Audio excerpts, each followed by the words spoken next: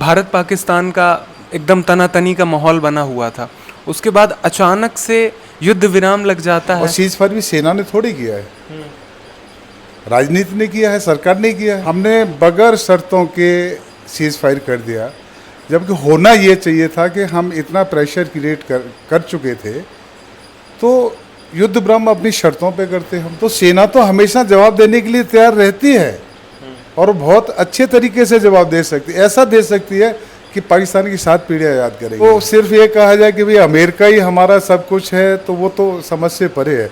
और उससे भी ज़्यादा समझ से परे है कि अमेरिका का राष्ट्रपति डोनाल्ड ट्रंप डिक्लेयर करता है कि मैंने सीज फायर करा दिया। जब हमारे अंदर सब कुछ है, हम जीत सकते हैं, तो क्यों किया सीज फायर? पाकिस्तान कभी नहीं चाहता है कि हिंदुस्तान, कश्मीर हिंदुस्तान में अच्छी तरह मिल के रहे, तो उसने कोई ना कोई बखेड़ा करना ही करना है, ताकि वहाँ पे इंडिया में हिंदू मुस्लिम हो और कश्मीर फिर बैठ जाए और कश्मीरी लोग पाकिस्तान के फेवर में आए। आपने जैसे कारगिल का युद्ध लड़ा है, जो कारगिल की लड़ाई एक ऐसी लड़ाई थी कि हम बहुत नीचे थे, वो ऊपर बैठा हुआ था। तो कितना भी कमजोर ऊपर बैठा हुआ हमेशा मजबूत होता है, लेकिन वो वहाँ से भी भागने को मजबूर हो गया। सर, अगर टेक्निकली बोलें तो अग्निवीर किस तरीके से नुकसान पहुंचा रही है अपनी इंडियन आर्मी को या डिफेंस सिस्टम को? अग्निवीर ने सेना को वास्तव में कमज़ोर किया है। अग्निवीर गवर्नमेंट लाई तो अच्छे के लिए थी, लेकिन इस पर ठीक से होमवर्क नहीं किया उसने।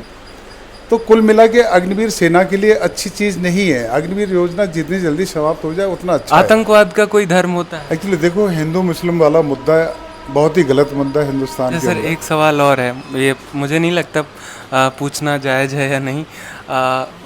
अभी तक आपने कितने आतंकवादी या कहें लोगों दुश्मनों को मारा होगा?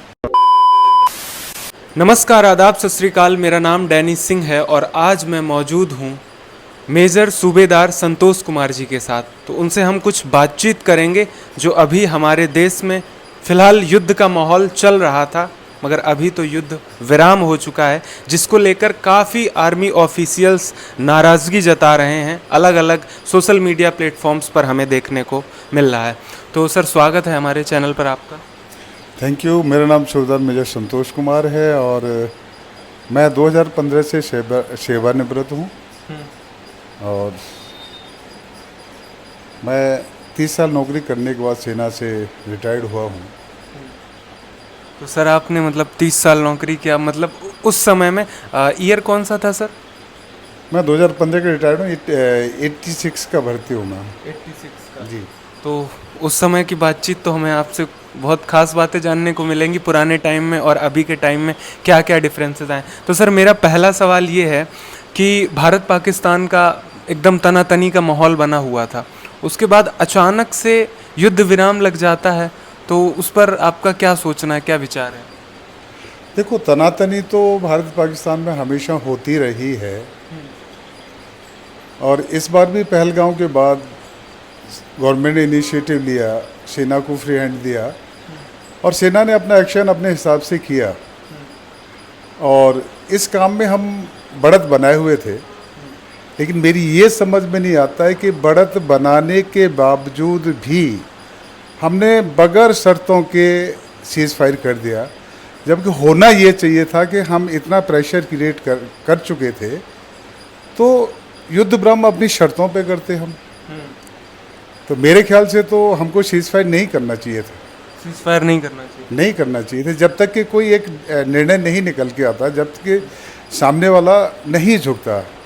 आपको पता होगा कि वहाँ पे जश्न मनाया जा रहा है सीज फायर का, जबकि हमारे देश में सीज फायर के प्रति गुस्सा है कि सीज फायर क्यों कर दिया। जी, जबकि हम लोग प्रेशर जनरेट कर रहे थे उनके ऊपर। बिल्कुल, कि हम लोग प्रेशर बना चुके थे, तो हमको सीज फायर कराना था, अपनी शर्तों पे कराना चाहिए था। जी। हमको ऐसे किसी के कहने से हम क्यों करें सीज फायर? नुकसान हमारा हुआ था, इसीलिए हमने स्ट्राइक किया। जब स्ट्राइक किया तो हमको कुछ तो उसको सबक सिखाना चाहिए। अभी हमारा मीडिया कह रहा है कि हमने जो अपना टारगेट था वो अचीव कर लिया। क्या अचीव कर लिया आपने?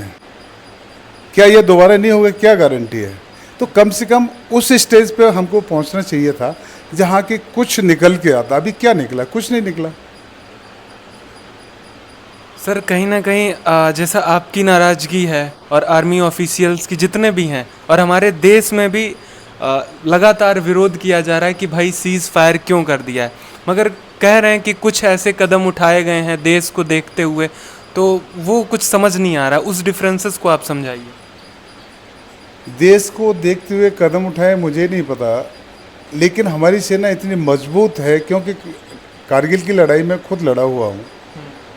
और कहने वाली बातें अलग होती हैं, लेकिन जब आदमी फ्रंट पे होता है, फिजिकली लड़ता है, तो उसमें उसके साथियों में जो है उनमें कितना जोश है, कितना जुनून है, मैंने अपनी आंखों से देखा इस चीज़ को। मैं अपनी बात नहीं कर रहा हूँ, मैं बात कर रहा हूँ अपने साथियों की, कि वो किस जज्बे के साथ लड़ने के लिए तैयार होते हैं। तो जब हमारे अंदर ये सब कुछ है, हम जीत सकते हैं, तो क्यों किया सीज़ फायर। सर उसी के साथ साथ जैसे ऑपरेशन सिंदूर हुआ और उसको फीमेल्स ने अब की बार हमारी जो 2 ऑफिसर थी उन्होंने लीड किया है, तो कहीं ना कहीं एक हिंदू और मुस्लिम वाले गैप में, जैसे आप तो आर्मी में रहे हुए हैं तो मैं उस चीज़ को डायरेक्टली नहीं कहना चाह रहा हूँ, आप समझ गए होंगे कि जो हिंदू मुस्लिम वाला प्रोपोगंडा चला आफ्टर पहलगाम, तो कहाँ तक ये सही है या गलत है। जैसा अभी आपने ये भी बताया कि जो वहाँ पे सेना में जोश दिखाई देता है, कहीं ना कहीं हमारे जो आर्मी ऑफिसर्स हैं शहीद हो रहे हैं, वो दूसरे भी उसके हैं, तो ये कुछ प्रोपोगंडा या कुछ डिफरेंसेस, ये क्या चीज़ है? नहीं, ऐसा है, देखो ये सरकार की पहल अच्छी है कि कर्नल शोफिया जी को लाएं और व्योमा सिंह को लाएं। ये अच्छी पहल है कि एक मिशन सिंदूर रखा गया था, तो महिलाओं द्वारा ब्रीफिंग की गई। लेकिन ये और भी अच्छी बात है कि मोहम्मदन महिला को आप ब्रीफिंग के लिए ला रहे हैं, अच्छी बात है, अच्छी पहल है। और सरकार का प्रयास है कि भाई हिंदू मुस्लिम कुछ नहीं है, आतंकी आतंकी होता है, वो अच्छी बात है। लेकिन हमारा रोष वहीं पर है कि हमको सीज़ फायर क्यों करना पड़ा, क्या मजबूरी थी हमारी। कुछ लोग कह रहे हैं जो बहुत कि अमेरिका की बात मान ली, अमेरिका बीच में इंटरफेयर किया तो हमारे देश को अमेरिका बहुत सारी चीज़ें देता है जिससे दोस्ती बनी रहे, ऐसा कुछ रीजंस आजकल की लोग ऐसा भी हवाला दे रहे हैं, क्योंकि आजकल की दुनिया में अमेरिका के सारे भी आप जिंदा नहीं रह सकते। 192 कंट्री हैं वर्ल्ड के अंदर, आप ट्रेड करते हैं, खाली अमेरिका से ट्रेड नहीं है, तमाम यूरोपियन कंट्री हैं, अरबियन कंट्री हैं, सबसे आपका ट्रेड हो रहा है। तो सिर्फ ये कहा जाए कि भाई अमेरिका ही हमारा सब कुछ है, तो वो तो समझ से परे है। और उससे भी ज़्यादा समझ से परे है कि अमेरिका का राष्ट्रपति डोनाल्ड ट्रंप डिक्लेयर करता है कि मैंने सीज़ फायर करा दिया। एक मसला हम दोनों के बीच का था, हमारे दोनों DGMO लेवल पे बात होती है हमारी, वो डिसाइड करते हैं कि हम सीज़ फायर कर रहे हैं, इन शर्तों पे सीज़ फायर कर रहे हैं, वो तो समझ में आती है। लेकिन एक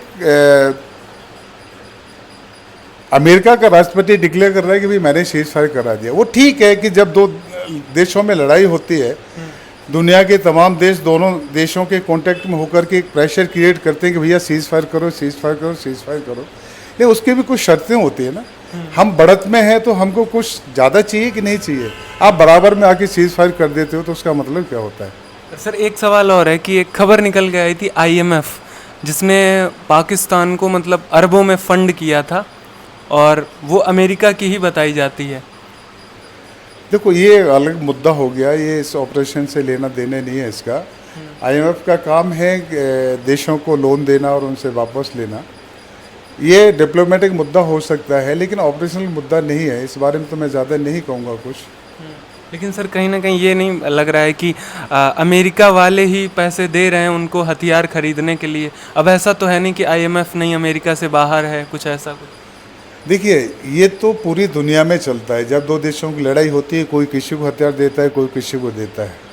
अगर हथियार ना दें तो आतंकवाद पास हथियार कहाँ से पहुँच रहे हैं? आपके जो अरबियन कंट्री उनमें घमासान हो रहा है, वो कहाँ से हथियार जा रहे हैं? आपका हमास लड़ रहा है, उसको हथियार कौन दे रहा है? हमास को कोई फैक्ट्री भी नहीं, कोई प्रोडक्शन भी नहीं, उसको हथियार कहाँ से जा रहे हैं? तो ये चीज़ें तो चलती रहती हैं। कोई किसी को हथियार दे रहा है, कोई किसी को हथियार दे रहा है। मुद्दा वो नहीं है, मुद्दा हिंदुस्तान पाकिस्तान का है। मुद्दा हिंदुस्तान पाकिस्तान का है, मुद्दा दूसरा नहीं है। सर वहीं पर हमारा अगला सवाल ये है कि जैसे पहलगाम को बोला जा रहा है कि अगर पुलवामा के बाद हमने अच्छा जवाब दिया होता, बेहतर जवाब दिया होता, तो शायद आज पहलगाम वाला दिन नहीं देखना पड़ता। नहीं, बिल्कुल सही बात है। देखो, सेना ये पाकिस्तानी सेना नहीं, हिंदुस्तानी सेना है। हिंदुस्तानी सेना एक अनुशासन में काम करती है। फैसले इस चीज़ के कि आगे बढ़ना है कि नहीं बढ़ना है, ये राजनीतिक स्तर पे लिए जाते हैं, सरकार के स्तर पे लिए जाते हैं। इसमें हम सेना को ये नहीं कह सकते कि सेना को उस समय जवाब देना चाहिए था। सेना को तो आदेश चाहिए, सेना तो कभी भी जवाब देने के लिए तैयार है। और सीज फायर भी सेना ने थोड़ी किया है, राजनीति ने किया है, सरकार ने किया है।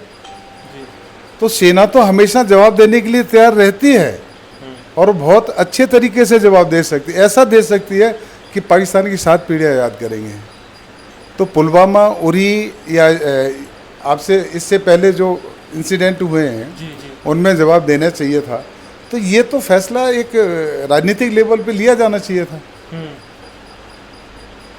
अच्छा सर, एक सवाल और है कि जैसे पहलगाम होने के बाद जो हिंदू और मुस्लिम का जो तनाव चला था हमारे देश के अंदर, तो कहीं ना कहीं उसका अनुमान ये भी लगाया जा रहा है कि कश्मीर में जो पर्यटन बढ़ रहा था और उसको आतंकवाद को एक बार फिर से जिंदा करने के लिए पहलगाम हमला किया गया है और वहाँ के लोगों में वहाँ की अर्थव्यवस्था कमज़ोर हो जाए और उसी के साथ साथ आतंकवाद को बढ़ावा दिया जा सके। एक्चुअली देखो, हिंदू मुस्लिम वाला मुद्दा बहुत ही गलत मुद्दा है हिंदुस्तान के अंदर।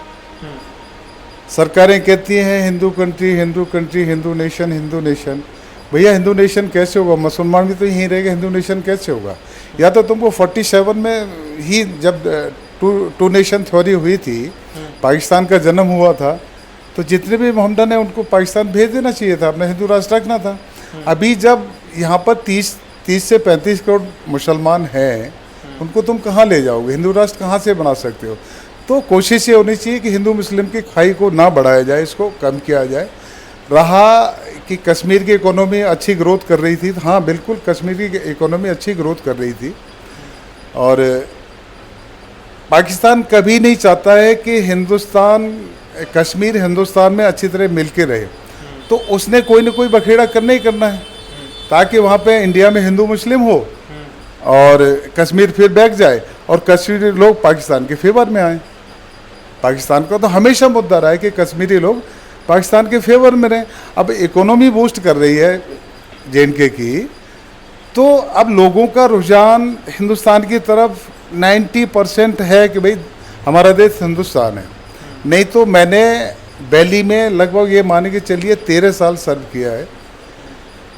जब आतंकवाद बिल्कुल चरम पे था, उस समय जो कश्मीरी मुसलमान थे उनका सबका झुकाव पाकिस्तान की तरफ था। आज कंडीशन ये है कि उनके उस झुकाव में काफ़ी कमी आई। मैं नहीं कह रहा कि 100% कमी आई है, ये बहुत कुछ कमी आई है और सब कुछ इंडिया के फेवर में हो रहा है। तो पाकिस्तान ये कहाँ से सहन करेगा? वो तो पुलवामा या जो दूसरे हैं पहलगांव या उरी, ये तो कराएगा वो तो। अच्छा सर, आपने जैसे कारगिल का युद्ध भी लड़ा है, तो कहीं ना कहीं पाकिस्तान की आपको बहुत सारी ऐसी चीज़ें पता होंगी कि पाकिस्तान की क्या स्ट्रेटजी सेना की रहती है और वो सब क्या रहता है और वो कितने हमसे ज़्यादा कितने मजबूत हैं या नहीं हैं। अच्छा, एक सवाल इसमें और ऐड कर लेते हैं कि पाकिस्तान अगर भारत का युद्ध हो जाता है तो क्या पाकिस्तान कितने दिन तक सरवाइव कर पाएगा, हम लोग अगर लड़ाई हो जाए? देखिए, पाकिस्तान हिंदुस्तान की सेना के जुनून में जज्बे में काफ़ी फ़र्क है। मैंने पाकिस्तानियों को भागते हुए देखा है कारगिल की लड़ाई में, जबकि कारगिल की लड़ाई एक ऐसी लड़ाई थी कि हम बहुत नीचे थे, वो ऊपर बैठा हुआ था। तो कितना भी कमज़ोर ऊपर बैठा हुआ हमेशा मजबूत होता है, लेकिन वो वहाँ से भी भागने को मजबूर हो गया।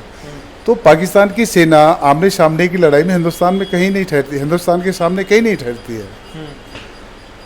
और हमारा जो सैनिक है वो मरने के लिए नहीं डरता है कभी भी। जब मोर्चे पे डट जाता है तो डट जाता है। मतलब अपने यहाँ की जो आर्मी, उनमें एक अलग सा जुनून होता है। अलग सा जुनून है हमारी आर्मी में। अच्छा सर, एक मेजर GD बख्शी जी हैं, जो मेजर जनरल GD बख्शी जी, उन्होंने जब हमला हुआ था उसके बाद उनका एक बयान काफ़ी ज़्यादा वायरल हुआ था जिसमें उन्होंने कहा था कि 1,80,000 पद वगैरह खाली हैं और अग्निवीर का भी विरोध किया था। उस पर आपका क्या कहना है? मेजर जनरल GD बख्शी मेरे ब्रिगेड कमांडर रहे हैं, मैं उनके नीचे नौकरी किया हुआ हूँ। वो एक ऐसी डायनेमिक पर्सनालिटी है कि बहुत ही कम लोग होंगे उनके जोश और जुनून वाले, ऐसे लोग होंगे। और उनका जो फैसला होता था अडिग फैसला होता था। और जैसा कि उन्होंने कहा है कि अग्निवीर ने सेना को वास्तव में कमज़ोर किया है। अग्निवीर गवर्नमेंट लाई तो अच्छे के लिए थी, लेकिन इस पर ठीक से होमवर्क नहीं किया उसने। तो कुल मिला के अग्निवीर सेना के लिए अच्छी चीज़ नहीं है। अग्निवीर योजना जितनी जल्दी समाप्त हो जाए उतना अच्छा है। अब आप ही बताइए कि आज जो सैनिक जिसकी 3.5 साल नौकरी हो चुकी है, 6 महीने बाद उसको घर आना है। अभी कल को अगर सेनाएं आगे बढ़ती हैं, सीज फायर नहीं माना जाता। आज डीजीएमओ की बात हो रही है आज शाम को, और उसमें सीज फायर नहीं माना जाता है, एक दूसरे की शर्तें नहीं मानते हैं और आगे सेना को मूव करना पड़ा। तो जिस अग्निवीर के 6 महीने बचे हैं घर जाने के लिए, वो आगे बढ़ेगा क्या? तो ये परिस्थिति बड़ी विकट आती है कि, और एक्चुअल देखा जाए तो एक सैनिक लड़ाई के लायक 5-6 साल सेवा देने के बाद ही होता है। तब उसमें एक्चुअल मैच्योरिटी आती है, एक लड़ने वाली मैच्योरिटी, एक सैनिक वाली मैच्योरिटी। आप मतलब ट्रेंड जैसे Yes. हाँ, ट्रेंड करने में उसको काफी समय यस, आप 4 साल में उसको नौकरी भी दे रहे हो और उसको रिटायर्ड भी कर दे रहे हो। वो सेना की मुश्किल से ABCD सीख पाता है तब तक। एक्चुअल एक सैनिक लड़ने के लिए योग्य बनता है तो वो 5 साल के बाद ही बनता है।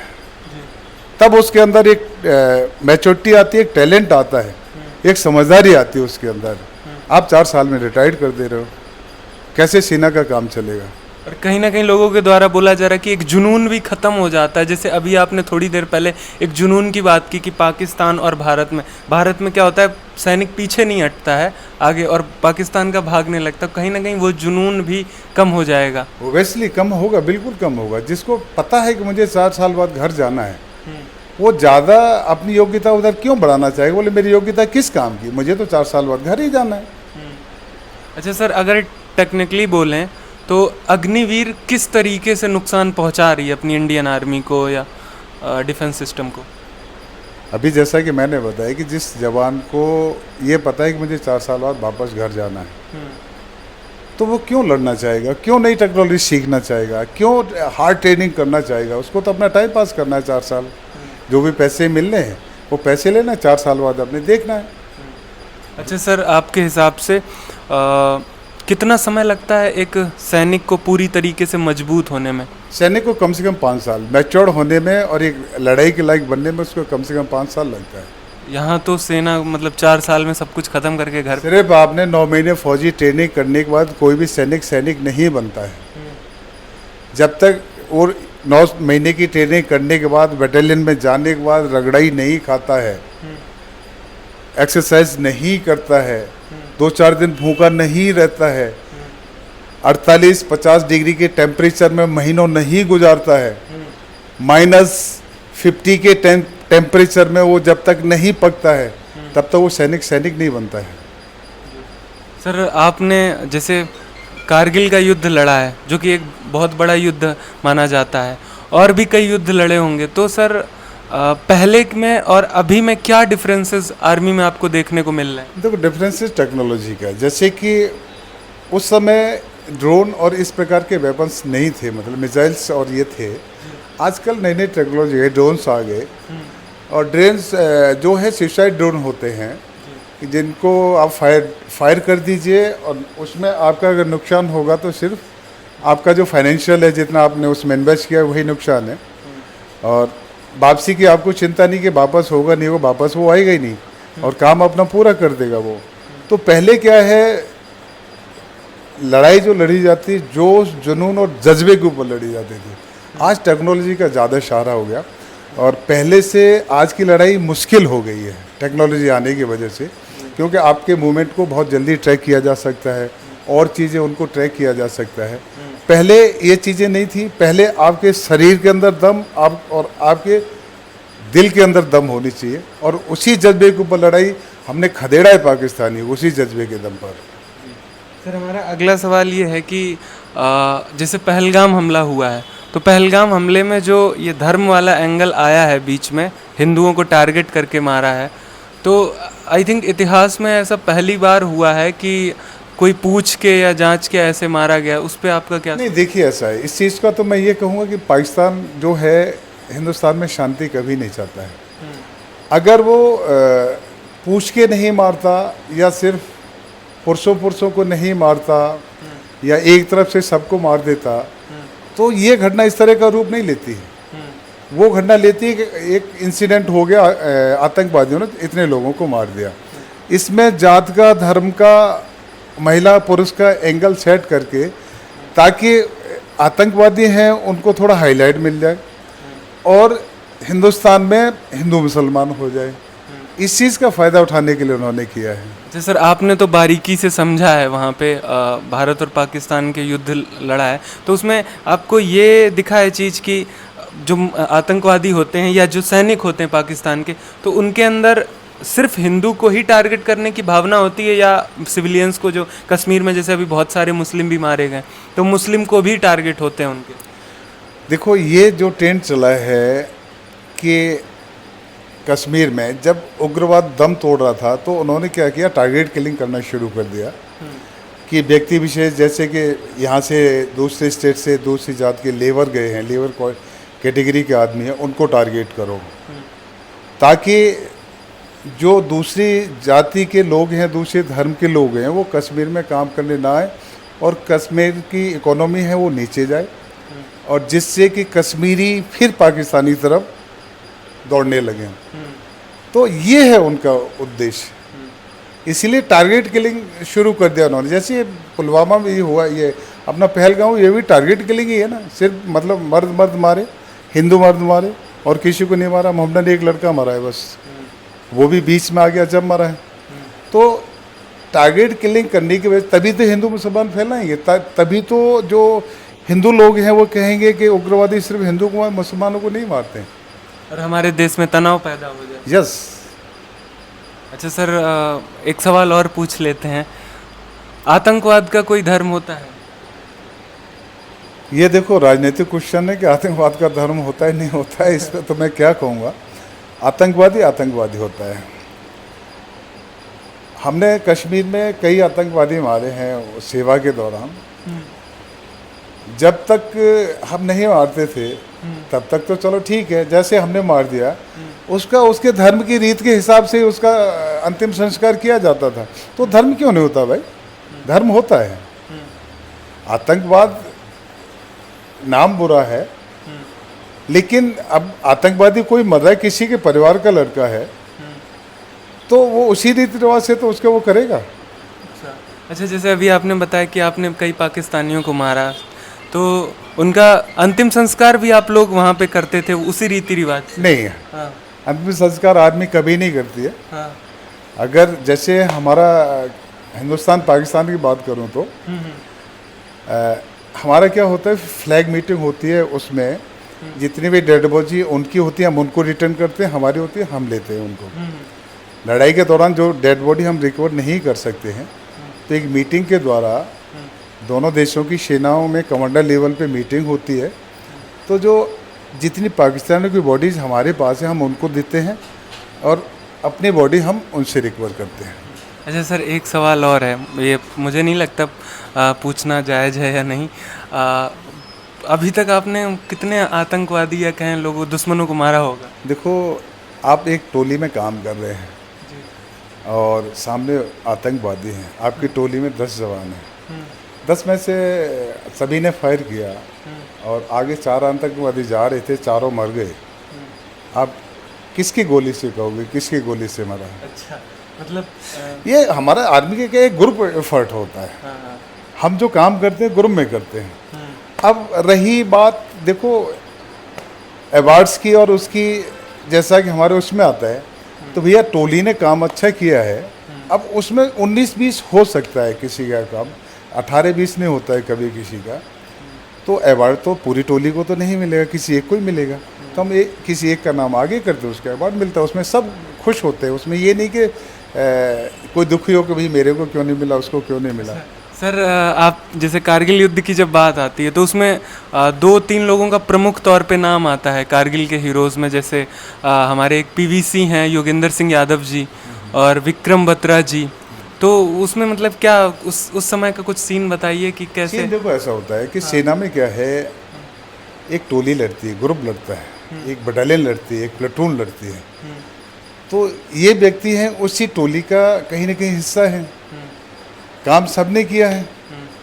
अब जैसा कि मैंने बताया कि 19-20 का फ़र्क होता है। जी मान लीजिए कोई भी आप काम कर रहे हैं, आप थोड़ा बेहतर ढंग से कर पाओगे, दूसरा थोड़ा कम बेहतर ढंग से कर, फ़र्क इतना ज़्यादा फ़र्क नहीं होता है। अब जब काम अच्छा किया है, अवार्ड की हकदार टोली है पूरी। अगर विक्रम बत्रा जी को, योगेंद्र जी को या दूसरों को अवार्ड मिला है, तो उनके काम के साथ साथ उनकी टोली के काम के आधार पर मिला है।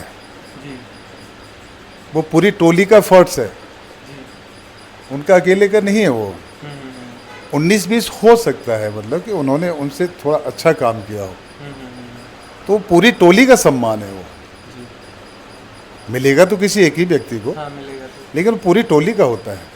सर उस समय का आप कुछ लड़ाई का बता सकते हैं कि जैसे हम लोग जो किताबों में पढ़ते हैं, नहीं तो ऑनलाइन पढ़ लेते हैं, उसमें बताते हैं कि कुछ लोग लीड कर रहे थे, जैसे टाइगर हिल पे थे योगेंद्र यादव जी और विक्रम बत्रा जी एक दूसरे हिल पे थे। उस समय का कुछ बता दीजिए आप। देखो ऐसा होता है कि सबकी अपनी अपनी टोलियां होती हैं। उस समय किसी का कोई खबर नहीं होती कि कौन कहाँ लड़ रहा है। हमको खबर नहीं होती है कि हम यहाँ लड़ रहे हैं, तुम कहाँ लड़ रहे हो, दूसरी टोली कहाँ लड़ रही, फलानी कहाँ लड़ रही। सबका अपना अपने टोली का अपना अपना प्लान होता है, अपने अपनी बटालियन का होता है, उसी हिसाब से अपने आगे करते हैं। अब ये जो कहानियाँ जैसे आप पढ़ते हो, तो उसी टोली में से, जैसे कि मैं आपके साथ बातचीत कर रहा हूँ, ऐसे ही लोगों द्वारा बातचीत करके निकलती हैं। अब विक्रम बत्रा जी या योगेंद्र जी या ये आगे बढ़ रहे थे, ना तो मैंने देखा ना आपने देखा, जो उनकी टोली के व्यक्ति, उन्होंने ही किसी ने बताया कि भैया हमारे जो ये हुआ इसमें ऐसे ऐसे हुआ। जी जी। तो ये चीज़ें होती हैं। उस समय आप सूबेदार मेजर थे? नहीं, मैं हवलदार था उस समय। अच्छा उस समय आप हवलदार थे। यस। और ये क्या नाम, योगेंद्र जी और योगेंद्र जी उस समय लांस नाइक थे, विक्रम बत्रा जी कैप्टन थे उस समय। जी। जी। अच्छा सर, फिर हम उसी चीज़ पे लौट के आते हैं। हमारा एक जवान है बीएसएफ का, जो कि अभी पाकिस्तान में फंसा हुआ है और करीब 20 दिन हो गए समथिंग, और वो अभी तक हमारे देश नहीं लौट के आ पाया है और बहुत सारे प्रयास लगाए जा रहे हैं। देखो इसमें ऐसा होता है कि इस प्रकार से जो जवान चला जाता है, उसका वापस आना इतना आसान नहीं होता है। उसके कारण है, हम कह रहे हैं कि वो गलती से गया है, जी। लेकिन पाकिस्तान तो बोल रहा है कि ये तो खुफिया खबरें लेने आया था। भाई खबरें लेने आया था ये, तो अब उसको वो इंट्रोगेट करेगा, वो इंट्रोगेट करेगा। जब उसको लगेगा कि ये गलती से आया है, उसके बाद मीटिंग होगी, कई राउंड मीटिंग के होंगे, तब जाके उसकी वापसी संभव हो पाएगी। तो ये चीज़ें बड़ी उस लेवल की हो जाती हैं कि ऐसा नहीं कि जाके हमने कह दिया भाई गलती से चला गया, हमारा वापस दे दो, ऐसा नहीं होता है। भाई बॉर्डर तो क्रॉस कर दिया, बेशक गलती से किया या जानबूझ के किया, तो वापसी भी इतनी आसान नहीं होती है। उसमें कई टेक्निकल पॉइंट्स होते हैं, पूरे करने के बाद ही वापसी होती है। अच्छा सर, क्या ये सही समय था युद्ध पीओके लेने का? इस चीज़ को इस तरीके से तो नहीं कह सकते। सही समय हो भी सकता है, हो भी सकता था और नहीं भी हो सकता था। ये डिपेंड करता है स्ट्रेटजी के ऊपर कि गवर्नमेंट क्या चाहती है, सेना को कितना फंड दे रही, सेना को क्या क्या आर्डर दे रही है। और गवर्नमेंट की अगर मंशा होती तो इसी को आगे बढ़ाते तो हो सकता है पीओ को मिल भी जाता, पीओ को, कोई बड़ी बात नहीं। मतलब इससे ये जो युद्ध चल रहा था, इससे पीओके मिल सकता था? हाँ मिल सकता था पीओ के, क्योंकि पाकिस्तान में भी, अगर पश्चिमी पाकिस्तान में देखो, बलूचिस्तान उधर से इसको खदेड़ रहा है, इधर से हम खदेड़ते, तो कितने मोर्चों पे लड़ता है ये। पूरा उसका ईस्टर्न फ्रंट पूरा खुलता, पाकिस्तान का वेस्टर्न फ्रंट भी खुलता, कितने फ्रंटों पे लड़ता। सर एक आखिरी सवाल आपसे और है कि कहीं ना कहीं ऐसा आपको फील नहीं हो रहा है कि हमारे कंट्री की डिप्लोमेसी में थोड़ी सी, डिप्लोमेसी पे तो मैं कोई कमेंट नहीं करना चाहूँगा, थोड़ा सा राजनीतिक हो जाएगा? राजनीतिक बातों में मैं नहीं खुद नहीं पढ़ना चाहता। मैं एक सैनिक हूँ, एक सैनिक का धर्म जानता हूँ, सैनिक के धर्म के बारे में आपको बोल सकता हूँ मैं। हाँ, धन्यवाद सर। जय हिंद, जय भारत। जय